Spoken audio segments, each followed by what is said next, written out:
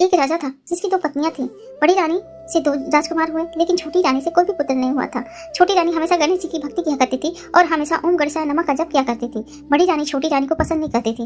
एक बार राजा दूसरे राज्य में घूमने के लिए जा रहे थे, तो उन्होंने अपनी दोनों रानियों से पूछा कि अगर आप लोगों को कुछ भी चाहिए तो बता देना। तब छोटी रानी ने कहा, महाराज आपकी दया से सब कुछ है मेरे पास, अब मुझे कुछ नहीं चाहिए। वहीं बड़ी रानी ने लंबा सा लिस्ट पकड़ा दिया। राजा के मंत्री ने राजा से कहा कि महाराज, रानी आपसे कभी भी कुछ नहीं मांगती है, क्यों ना हम रानी को एक गणेश जी की प्रतिमा ला करके दे जिससे वो खुश हो जाएंगी। तब राजा ने दूसरे राज्य से गणेश जी की एक सुंदर सी पीतल की प्रतिमा ला करके छोटी रानी को दे दी। तो छोटी रानी बहुत ही खुश हो गई और वो गणेश जी की पूजा पाठ और अच्छे से करने लगी। गणेश जी की प्रतिमा महल में जब से आई तब से अच्छे अच्छे काम होने लगे।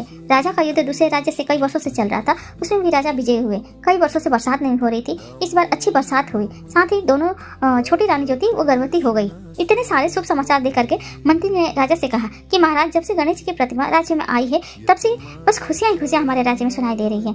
अब राजा छोटी रानी का ध्यान ज्यादा रखने लगा। ये बात बड़ी रानी को अच्छी नहीं लगी। एक दिन बड़ी रानी ने मौका देख करके गणेश जी की मूर्ति को ले जाकर के राज्य के ही कुएं में डाल दिया। एक ही दिन में उस कुएं में सोने के फूल वाला वृक्ष उग गया। सोने का फूल सब तोड़ना चाहते थे, लेकिन फूल किसी के हाथ नहीं आता था। तब राजा ने अपनी दोनों रानियों को बुलाया और फूल के पास गया और फूल तोड़ने के लिए बोला। जैसे ही बड़ी रानी फूल के पास गई तो फूल और ऊपर चला गया और तोड़ना भी मुश्किल हो गया।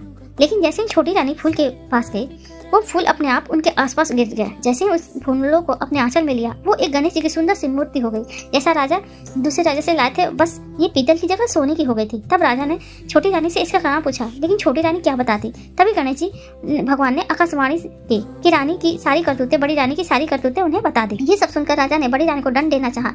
तभी छोटी रानी ने बड़ी रानी को बचा लिया, राजा से माफी दिलाया। छोटी रानी की दयालुता देख करके बड़ी रानी का हृदय पिघल गया।